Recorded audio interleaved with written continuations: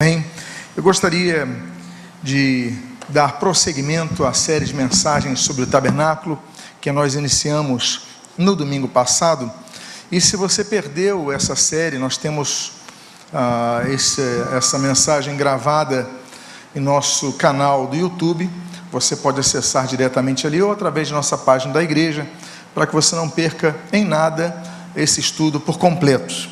E nós então vamos dar prosseguimento a esta mensagem denominada Tabernáculo, a sombra de Cristo. E eu convido a que você abra a sua Bíblia no livro de Êxodo, capítulo 25. Êxodo, capítulo 25. E eu gostaria de ler 2 versículos para iniciar dar sequência a esta série de mensagens. Capítulo 25, versículo 8 e o versículo 22. E registra a palavra de Deus: e farão para mim um santuário, para que eu possa habitar no meio deles. Versículo 22.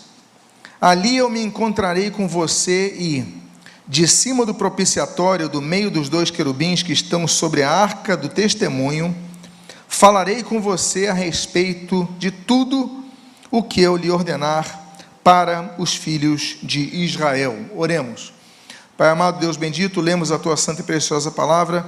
Pedimos, Deus, abençoa as nossas vidas, fortalece nossa fé, fala conosco, edifica-nos através desse estudo. E o que nós pedimos, nós fazemos agradecidos em nome de Jesus. Amém e amém. Como nós temos falado, a igreja, ela representa a igreja, o tabernáculo representa a igreja no deserto, e assim como a igreja reflete a Cristo, o tabernáculo, em cada detalhe, aponta para Cristo, aponta para a cruz, aponta para o Evangelho. E o que a igreja tem que ter? A igreja tem que ter, por exemplo, o que nós lemos fundamentalmente nesse texto: a presença de Deus. Uma igreja sem a presença de Deus é apenas um prédio, é apenas um espaço físico como qualquer outro. Mas o que tem que caracterizar a igreja é a presença de Deus. Uma segunda coisa que nós temos que ver na igreja caracterizada é a presença do louvor a Deus.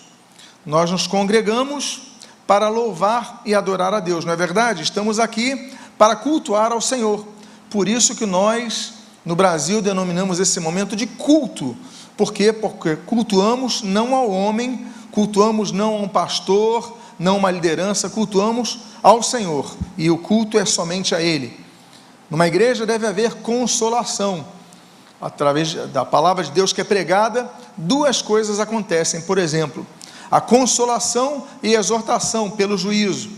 A consolação traz alívio às nossas almas, o perdão dos pecados, o anúncio da restauração da paz interior, e também traz o juízo, traz a exortação, traz a confrontação. E além disso, está o serviço na casa de Deus. Estamos aqui para servir com os dons e talentos que Deus nos outorgou. Todos esses detalhes nós conseguimos observar através dos construtores do tabernáculo. Deus, ele faz o projeto ao tabernáculo, ele é o projetista, mas ele apresenta o projeto a Moisés.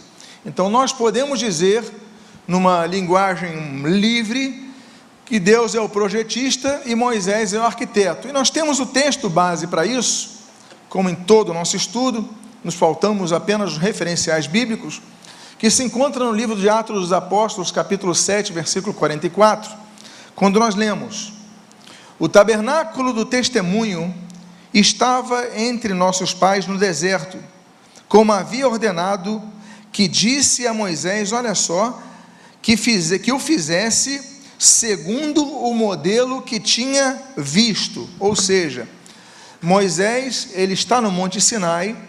Naqueles 40 dias que ele passa no Monte Sinai, ele recebe de Deus o projeto do tabernáculo. E o texto que você está lendo diz ali, que fizesse o que? O tabernáculo conforme o modelo, segundo o modelo que tinha visto. Então ele vislumbra, ele observa. Deus então começa a mostrar detalhes do tabernáculo.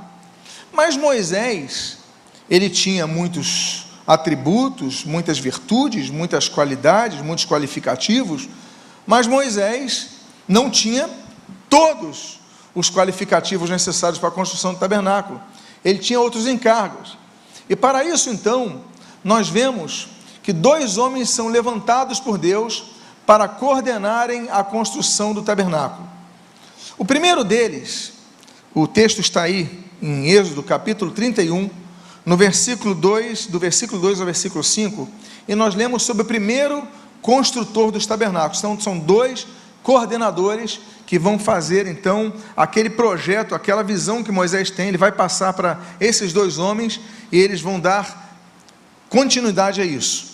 Diz o texto: eis que chamei pelo nome Bezalel, filho de Uri, filho de Ur, da tribo de Judá, e o enchi do Espírito Santo, Espírito de Deus, de habilidade, de inteligência, de conhecimento, em todo artifício, para elaborar desenhos e trabalhar em ouro, prata e bronze, para a lapidação das pedras de engaste, para entalho de madeira, para todo tipo de trabalho artesanal. Então, o primeiro desses chefes da construção do tabernáculo se chama Bezalel, e nós temos as seguintes características nesse homem, que são características, e aí nós falamos, vocês lembram que nós falamos há pouco, que o tabernáculo é a igreja no deserto. O que nós vemos no tabernáculo, nós vemos então como a igreja deve ser. A primeira coisa que nós vimos é o texto de abertura, que nós falamos que o tabernáculo é um local da presença de Deus. A igreja é um local da presença de Deus. Uma outra coisa que nós vimos é que o tabernáculo é um local de serviço a Deus. Então nós servimos a Deus com nossos dons, nós servimos a Deus com nossos talentos, nós não podemos nos conformar em apenas receber, nós temos que dar, nós temos que oferecer, nós temos que abençoar vidas. Eu vou ensinar na escola dominical, eu vou cuidar das crianças, eu vou evangelizar, eu vou trabalhar na cantina, eu vou limpar os corredores, eu vou ficar na recepção, eu vou orar por vidas, eu vou trabalhar no som, vou tocar, ou seja, são muitos os setores que nós podemos trabalhar. E nós vemos que então, esse homem Bezalel, ele tem alguns qualificativos que o próprio Deus citou no texto que nós lemos. Quais são? Habilidade, inteligência, conhecimento, são 2 coisas diferentes.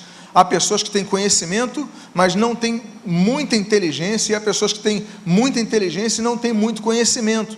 Esse homem abrigava os 2, ele era hábil, e ele era cheio do Espírito Santo. Ou seja, você pode ter todas as virtudes possíveis e ser uma pessoa plenamente espiritual. Habilidade, conhecimento, inteligência, mas cheio do Espírito de Deus. Mas além disso, vocês lembram que nós falamos que a igreja tem que ter a presença de Deus, a igreja tem que ter um povo que o sirva, mas a igreja também tem que ser um local de louvor a Deus. De qual tribo é Bezalel? O texto diz, eu coloquei em hebraico, da tribo de Judá. E Judá, e Yehudá, em hebraico, significa louvor. Olha que coisa, parece até uma coincidência, mas não é. E o objetivo do tabernáculo era oferecer sacrifícios a Deus. Olha a concatenação de todo o contexto quanto a esse autor. Nós lemos ali em Hebreus capítulo 13, versículo 15, sobre o tipo de sacrifício que nós temos que oferecer a Deus. Temos que oferecer sacrifícios a Deus? O texto bíblico do Novo Testamento é claro, sim. Mas qual? Diz o texto: por meio de Jesus, pois, ofereçamos a Deus sempre. O que diz o texto? Sacrifício de louvor, que é o fruto de lábios que confessam o seu nome. Portanto, o tabernáculo é um local da presença de Deus, o tabernáculo é um local do serviço a Deus, o tabernáculo é um local onde há louvor a Deus, e esse louvor a Deus é o sacrifício que nós oferecemos, porque sacrifício é o que nos custa, não é verdade? Você oferece um sacrifício, você entrega algo que muitas vezes na dificuldade, por isso o termo é sacrifício. E aí nos lembramos, por exemplo, de um sacrifício de louvor, como nós lemos ali em Atos capítulo 16, quando Paulo e Silas estão presos na prisão ali em Filipos, naquela cidade, e ali, apesar de presos, apesar de no subsolo daquela prisão, apesar de estarem presos injustamente, eles louvaram a Deus, e Deus os libertou. portanto ofereceram sacrifícios de louvor. Nós não devemos louvar a Deus apenas no culto, nós não devemos louvar a Deus apenas no chamado momento de louvor do culto, mas o texto de Hebreus 13:15 diz claramente: ofereçamos a Deus dominicalmente sacrifícios de louvor. É isso que está no texto? Não, o texto diz: ofereçamos a Deus quando? Sempre sacrifício de louvor. Então nós devemos louvar a Deus em todo o tempo, no culto, claro, naturalmente, congregados com os santos, mas também em casa, nos momentos mais difíceis de nossas orações, devemos louvar a Deus. Então nós aprendemos nos construtores do tabernáculo a questão essencial da igreja: é um povo que serve, é um povo que louva, é um povo que sente a presença de Deus, mas tem mais algo. Eu falei para os irmãos que a igreja é um local onde nós recebemos consolo de Deus, nós recebemos a cura de Deus. E se você anotar o nome desse homem, Bezalel, está ali no hebraico, Betzalel, El é Deus, né? Então a sombra de Deus, nós vamos verificar mais essa característica da igreja no nome do próprio construtor Bezalel. E a Bíblia diz, num texto, por exemplo, de tantos que nós podíamos usar sobre a sombra de Deus, a Bíblia diz em Isaías 49, versículos 1 e 2 o seguinte: o Senhor me chamou desde o meu nascimento, desde o ventre de minha mãe fez menção do meu nome. Ele fez a minha boca como uma espada aguda, na sombra da sua mão me escondeu. A proteção de Deus, o consolo de Deus. Ele fez de mim uma flecha polida e me guardou na sua aljava. Portanto, meus amados irmãos, nós vemos no detalhe desse primeiro construtor tantas características que a igreja deve ter e manter em relação à sua função. Mas eu falei que eram dois os grandes construtores. Temos o líder, que é Bezalel, e temos o seu auxiliar, que se chama Aholiabe. Diz o texto que você lê em tela, que é Êxodo capítulo 31, versículo 6, o seguinte: escolhi Aholiabe, filho de Aizamaque, da tribo de Dan, para trabalhar com ele. Também dei habilidade a todos os homens hábeis, para que me façam tudo o que tenho ordenado. Em primeiro lugar, nós temos o fato de que Aholiabe é auxiliar de Bezalel. Deus não deu todos os dons a todas as pessoas, e Deus não fez todas as pessoas iguais umas às outras. Somos todos diferentes, e apesar de diferentes, nós nos somamos. Apesar de diferentes, nós nos fortalecemos. Isso, então, aponta a verdade da igreja, porque a uns Deus deu certos dons, a outros Deus deu certos dons, a outros, e ali nós vamos somando as nossas habilidades, nossos qualificativos espirituais, nossa experiência natural, e nós vamos nos fortalecendo um ao outro. Então, a Bíblia diz: olha, eu chamei para auxiliar Bezalel. Ele não chamou todo mundo como cabeça, ele não chamou todo mundo como líder, ele chama pessoas para auxiliarem. A função de Aholiabe era auxiliar Bezalel, como diz o texto. Outro aprendizado que nós vemos com os construtores do tabernáculo está no próprio nome de Aholiabe, que diz, você está vendo ali, Aholiabe. Ab é pai, né? Ab, daí vem o termo, depois nós vamos ver ali o Abba, papai. Então, tenda do pai. A igreja é um local para ter um relacionamento familiar, onde há uma família, como diz Gálatas capítulo 6, uma família da fé. Então nós somos uma família de Deus, e nós vemos ali que nos congregamos na casa do Pai. Eu, quando era criança, naturalmente almoçávamos em casa, na casa do meu pai, mas todo domingo após o culto nós íamos na casa de minha avó. Às vezes nós vamos na casa dos meus pais, jantarmos, almoçarmos, estarmos lá. Isso é algo comum em todos. A igreja é um relacionamento assim. Nós nos congregamos para juntos louvarmos a Deus, servirmos aos irmãos e recebermos a palavra, não é verdade? Sentirmos a presença de Deus, sermos curados, sermos orientados, sermos dirigidos, porque estamos congregados na casa do Pai. E além disso, eu falei de uma última coisa que tem que haver na igreja. E a Bíblia chama essa coisa de confronto, juízo, exortação. A igreja tem que ter ordem, a igreja tem que ter direção, a igreja tem que ter disciplina. E se você notar a tribo que é Oliabe é, porque Deus podia chamar 2 homens da mesma tribo, tribo de Judá, mas não, Bezalel é da tribo de Judá. Aí ele pega um outro homem de outra tribo, ou seja, não era do convívio de Bezalel, chamado Oliabe, que é de uma tribo chamada Dan. E se você ler o termo hebraico Dan, significa juiz. E aí nós aprendemos então mais uma característica da igreja. E diz o texto de 1 Pedro 4,17, que você lê em tela: porque chegou o tempo de começar o juízo pela casa de Deus. E se começa por nós, qual será o fim daqueles que não obedecem ao Evangelho de Deus? Então nós somos chamados a obedecer, nós somos exortados a obedecer, nós somos chamados ao arrependimento, nós somos chamados a uma postura. Por quê?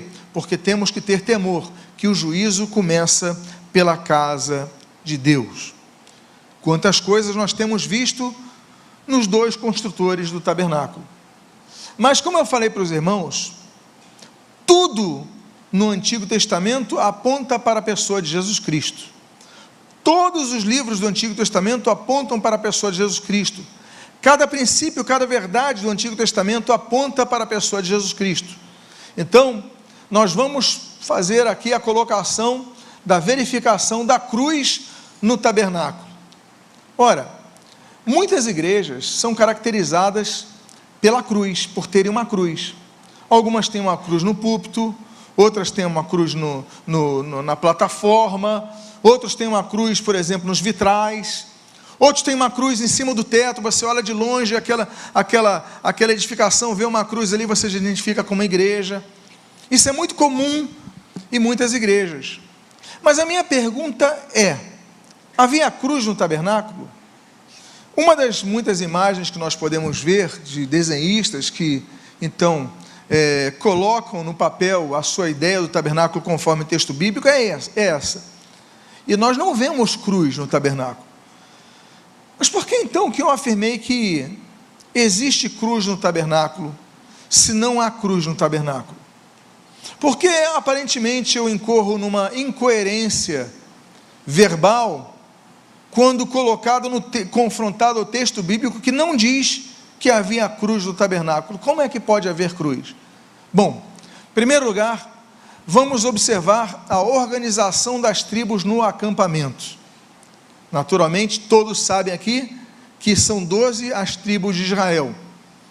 E o acampamento de Israel, volta a dizer, o acampamento de Israel representa a igreja, o povo de Israel representa a igreja no Antigo Testamento, e nós temos ali o tabernáculo representando a igreja, e toda a igreja apontando a Cristo, sempre apontando a Cristo, e a obra de Cristo consumada na cruz, como ele declarou ali, está consumado. Então, o acampamento de Israel representa a igreja, como o próprio texto em Apocalipse capítulo 20 declara.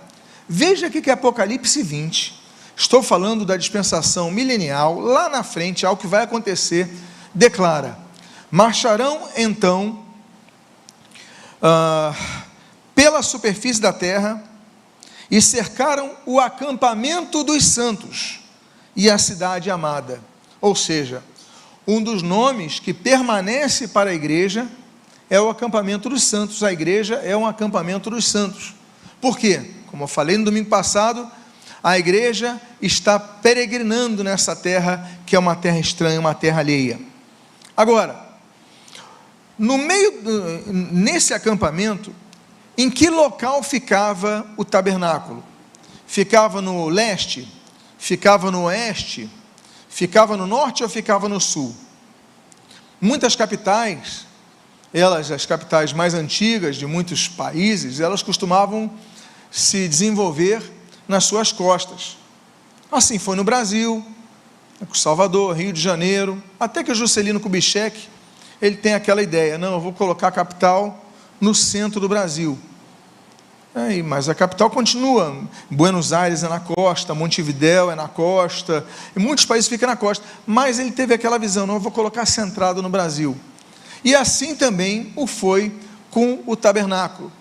o tabernáculo ficava no meio do acampamento. Veja o que diz Números, capítulo 2, versículo 17. Isso é interessantíssimo. Então partirá a tenda do encontro, ou seja, o tabernáculo, com o arraial dos levitas no meio dos arraiais.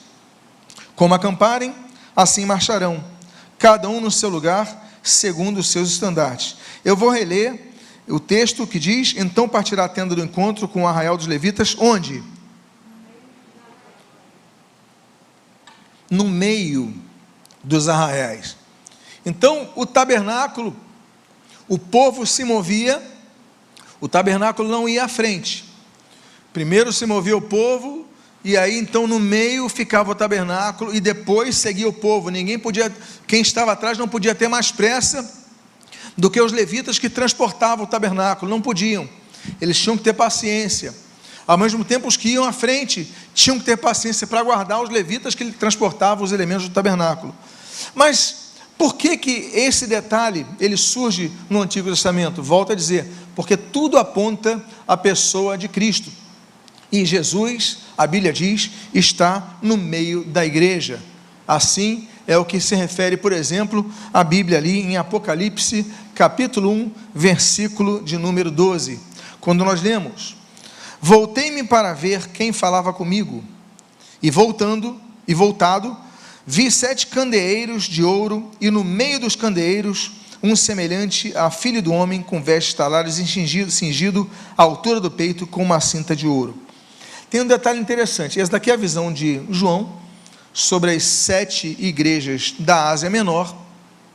Então, quando ele tem essa visão das 7 igrejas, o próprio texto de Apocalipse, capítulo 2, diz que as 7 igrejas, os 7 candeeiros, são as 7 igrejas. Note, os 7 candeeiros não são 7 castiçais, como eu já ouvi dizerem, não são, porque castiçal é uma coisa, candeeiro é outra. O candeeiro encandece a chama que vem do óleo, o castiçal é o local onde você coloca uma vela. Bom, elucidado isto, as 7 igrejas do Apocalipse, que representam 7 eras históricas da igreja, elas demonstram que Jesus está no meio da igreja. Mas um detalhe salta a atenção: ele está no meio da igreja, mas olha a roupa que Jesus veste, aparece diante de João. João, ele conviveu com Jesus. João sabia que Jesus, ele se vestia, não se vestia muito, não se vestia largadamente, não se vestia luxuosamente, a sua veste era uma veste boa. Tanto é que na sua crucificação os soldados lá vão disputar suas vestes, ou seja, se fosse roupa ruim não pegariam, mas se vestiria condignamente. Só que nessa visão de João, João está vendo ali que Jesus está com vestes talares e cingido à altura do peito com uma cinta de ouro. Ora, quem que se vestia com uma cinta de ouro na altura do peito? O sumo sacerdote. E Jesus é o nosso sumo sacerdote. A Bíblia diz em Hebreus 3, Hebreus 4, Hebreus 5, Hebreus 7, Hebreus 9, a Bíblia vai falando sobre Jesus como sumo sacerdote. Então, Jesus aparece como sumo sacerdote no meio da igreja. É muito bonito nós notarmos que Jesus falou, muito importante nós notarmos, Jesus falou em Mateus capítulo 18, versículo 20, o que você lê em tela: porque onde 2 ou 3 estiverem reunidos em meu nome, ali estou, onde? No meio deles. Jesus então se coloca no meio da igreja. Quando nós olhamos para o Calvário, daquela distância que aqueles judeus puderam ver, aquelas 3 cruzes colocadas ali há cerca de 2000 anos, a Bíblia diz que a cruz do Senhor Jesus estava onde? No meio daquelas 2 cruzes. Ou seja, o acampamento de Israel, ele era composto de milhares de pessoas, mas o tabernáculo se movia no meio. Por quê? Porque o tabernáculo aponta à igreja, que reflete a luz de Cristo. Agora, as 12 tribos foram minuciosas, acuradamente divididas em 4 grupos de 3 tribos. Não iam 10 tribos na frente e 2 atrás, ou não iam 5 no leste, 2 no oeste, não, foram organizadas de forma que tivéssemos 4 tribos na frente, 4 atrás, 4 à direita e 4 à esquerda, sendo o tabernáculo no meio. Bom, então, como é que era essa divisão? Olha que coisa interessante, eu coloquei os números para que você tenha uma noção da preciosidade desse desenho. No leste, por exemplo, ficavam 186.400 pessoas, esses números trazidos da Bíblia, em Números 2, de 3 a 9, e ao leste ficavam as tribos de Judá, Issacar e Zebulon. Então nós temos o primeiro grupo. O segundo grupo ficava no oeste, Números 2, de 18 a 24, e tínhamos ali 108.100 pessoas, das tribos de Efraim, Manassés e Benjamim. No norte, nós tínhamos 157.600 pessoas, das tribos de Dan, Azer e Naftali. E no sul, nós tínhamos 151.400 pessoas, 151.400 pessoas, das tribos de Ruben, Simeão e Gade. Aí você se pergunta, por que eu citei tantos números aqui, de algo que seria mais sensitório do que... Porque o resultado dessa organização foi o seguinte. Eu pergunto, havia cruz no deserto? Quando Deus projeta a divisão das tribos, e você vê cada tribo colocada no leste, no oeste, no norte e no sul, e o tabernáculo no meio, é porque tudo no tabernáculo aponta a pessoa de Cristo. Cada detalhe do tabernáculo aponta a pessoa de Jesus Cristo. Um outro detalhe, nós falamos então do acampamento. Agora nós vamos falar da disposição dos utensílios no tabernáculo. Como é que era a divisão básica dos compartimentos do tabernáculo? Já falamos isso na introdução, mas é sempre bom repetirmos. Assim era o espaço do tabernáculo, dividido em 3 partes.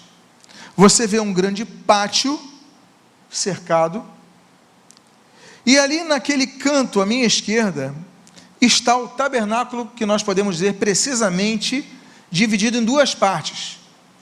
A parte da frente é chamada lugar santo, e a parte de trás você pode ver numa cortina púrpura que tem ali no meio, o Santo dos Santos. Eu já vou mostrar isso daí mais detalhadamente. Mas o fato é que existem 3 espaços do tabernáculo: pátio, lugar santo e lugar santíssimo, ou lugar santo dos santos. Vamos falar do lugar santíssimo. Quantos utensílios havia nesse lugar santíssimo? E a resposta é apenas um. O lugar santíssimo só tinha um objeto nele. Diz a Bíblia em Êxodo, capítulo 26, versículo 33. Pendure o véu debaixo dos colchetes e leve para lá a arca do testemunho, para dentro do véu, e o véu fará a separação entre o lugar santo e o lugar santíssimo. Então aqui você pode ver uma imagem maior, aí você consegue ver à minha direita, dentro desse tabernáculo, dentro do centro do tabernáculo, os elementos, os utensílios que estão aqui, e à esquerda, depois daquela cortina, nós temos apenas um elemento, que é a Arca da Aliança. Então, no lugar santíssimo, apenas um elemento, que é o já citado, então, a Arca da Aliança. Agora, nós colocamos, e aí diz o texto de Êxodo 26, 34, põe a cobertura do propiciatório sobre a Arca do Testemunho no Santo dos Santos. Então, ali, no Santo dos Santos, vai ficar a Arca do Testemunho com a sua tampa, chamada a cobertura ao propiciatório. O segundo local do tabernáculo é o chamado lugar santo. Quero lembrar para vocês que o lugar santo, algumas Bíblias dizem lugar santo dos santos, o primeiro lugar, ou lugar santíssimo. Por quê? No hebraico não existe superlativo. Então, no português nós temos santo e santíssimo. No hebraico, para você usar o superlativo, você tem que repetir a palavra. Então, eles usam, por exemplo, kadosh para santo, mas se eles querem falar que a coisa é santíssima, eles falam assim, kadosh, kadosh. Eles repetem. Então, por isso que quando Jesus fala assim, em verdade vos digo, ele está usando a forma de expressão judaica. Em verdade, verdade, ou seja, verdadeiramente. eu afirmo isso, ok? Então, algumas Bíblias traduzem Santos dos Santos, porque traduzem literalmente, Kadosh, Kadosh, ou algumas versões Kadosh, Kadoshim, e aí outras traduzem o entendimento superlativo, lugar santíssimo. Pois bem, no lugar santíssimo havia quantos elementos? O que havia no lugar santíssimo? A arca. No lugar santo, nós temos em primeiro lugar o altar de ouro do incenso. Diz o texto de Êxodo capítulo 30, versículo 6: ponha o altar em frente do véu. Então observe onde está o altar, em frente do véu que está diante da arca do testemunho. A arca do testemunho ficava ali, havia um véu, e em frente a ele tinha que ficar então o altar de ouro. Depois nós temos um segundo utensílio dentro do lugar santo, que é a mesa dos pães da proposição. Diz o texto de Êxodo 40, versículo 22 e 23: pôs também a mesa na tenda do encontro, ao lado do tabernáculo para o norte. Esse é um detalhe importante. Fora do véu, e sobre ela em ordem os pães da proposição diante do Senhor, segundo o Senhor havia ordenado a Moisés. Eu vou reler o início. Pôs também a mesa na tenda do encontro, ao lado do tabernáculo, para o norte, fora do véu. Para o norte. Guarde isso. Guardaram? Então tá bom. O terceiro elemento que havia era o candelabro de ouro. Então nós temos um terceiro elemento no lugar santo, e a Bíblia diz: pôs também na tenda do encontro o candelabro diante de quê? Diante da mesa. Olha a ordem das coisas que Deus vai ordenando que Moisés colocasse. Diante da mesa, ao lado do tabernáculo para o sul. Onde estava a mesa? Para o norte. O tabernáculo está para o sul. Bom, eu falei do utensílio que havia no local santíssimo, que é a Arca da Aliança. Eu falei dos 3 utensílios que havia no local santo. E agora nós vamos ver os utensílios que estavam no pátio. E o primeiro utensílio é o altar de bronze. Diz a Bíblia, em Êxodo 40, versículo número 6, o seguinte: coloque o altar do holocausto diante da porta do tabernáculo da tenda do encontro. Mais uma vez, temos o utensílio que Deus não declara que ficasse largado em qualquer lugar. Havia um local, olha, vai ficar onde? Diante da porta do tabernáculo. Então, o altar de holocausto. E nós temos um segundo utensílio no pátio externo. Volto a dizer, tudo aponta para Cristo. Depois nós vamos trabalhar cada utensílio desses. Mas o segundo utensílio, que ali estava no pátio, é a bacia de bronze. A Bíblia diz em Êxodo capítulo 40, versículo 7, o seguinte: ponha a bacia entre a tenda do encontro e o altar e encha com água.